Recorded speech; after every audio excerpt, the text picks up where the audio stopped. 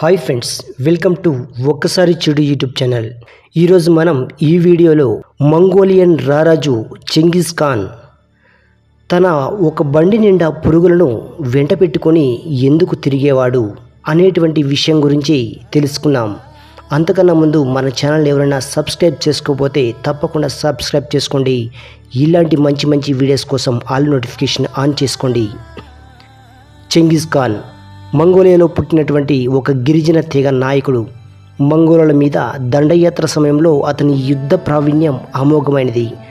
అతనికి యుద్ధం చేయడం ఒక్కటి తెలుసు, వెనుతిరగడం భయపడడం తెలియదని చరిత్రకారుల మాట.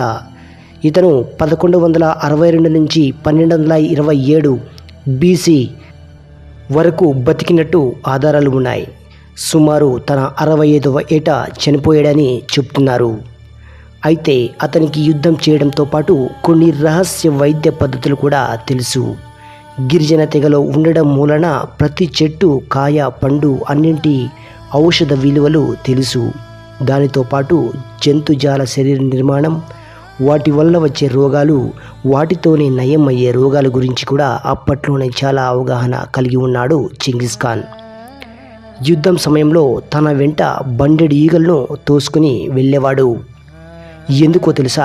ముందుగా చెప్పినట్టు అతనికి తెలిసిన రహస్య వైద్య పద్ధతుల్లో ఇది కూడా ఉంది. యుద్ధంలో గాయపడిన సైనికులకు ఈ ఈగల లార్వాలను ఆ గాయాల మీద వదిలితే అవి గాయం చుట్టూ ఉన్న చెడు చర్మం, చెడు రక్తం పీల్చేవి. తద్వారా వారు వేగంగా గాయాల నుండి కోలుకొని మళ్ళీ యుద్ధానికి సిద్ధమయ్యేవారు. అందుకే తన వెంట ఈగల లార్వాలు, ఈగలను తోలుకెళ్ళేవాడు.